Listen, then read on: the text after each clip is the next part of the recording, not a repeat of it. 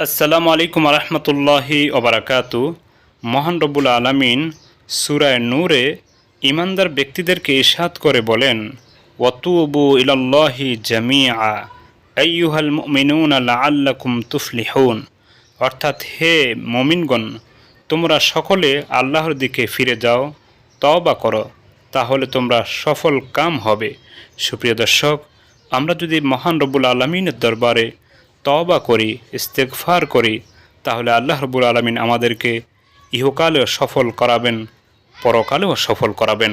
সুপ্রিয় দর্শক, আজ এমন একটি তওবা ইস্তেগফারের কথা বলবো, যাহা পাঠ করলে মহানবী সাল্লাল্লাহু আলাইহি সাল্লাম বলেন, যদি ওই ব্যক্তি যুদ্ধের ময়দান থেকেও পলায়ন করে, জেহাদ থেকেও পলায়ন করে, তারপরে তাকে ক্ষমা করে দেওয়া হবে।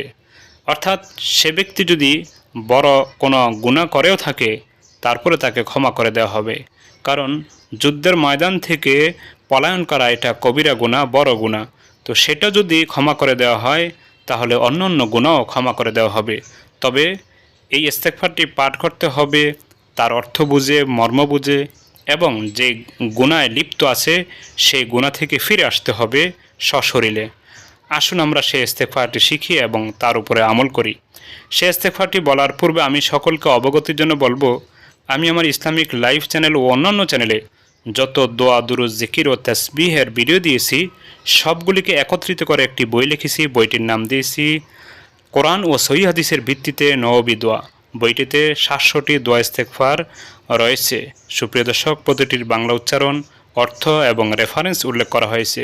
কোরআনুল কারিমে যত দোয়া ইস্তেগফার মহান রব্বুল আলামিন বিভিন্ন নবীদের উল্লেখ করেছেন, সেগুলিকেও একত্রিত করে এই বইয়ের মধ্যে উল্লেখ করা হয়েছে এবং প্রত্যেকটির অর্থ ও কোন আয়াত বা কোন সূরায় আছে তাহাও বর্ণনা করা হয়েছে। আশা করি আপনারা এমন একটি বই সংগ্রহ করবেন। এমন একটি বই সংগ্রহ করতে হলে ভিডিওর মধ্যে যে নাম্বারটি দেওয়া আছে সেই নাম্বারে কল দিলে কুরিয়ার মাধ্যমে আপনার হাতে পৌঁছে দেওয়া সম্ভব হবে ইনশাআল্লাহ। সুপ্রিয় দর্শক, যে ইস্তেগফারটি নিয়ে আজকে আলোচনা করব, এ সম্পর্কে হযরত যায়েদ রাদিয়াল্লাহু আনহু থেকে বর্ণিত।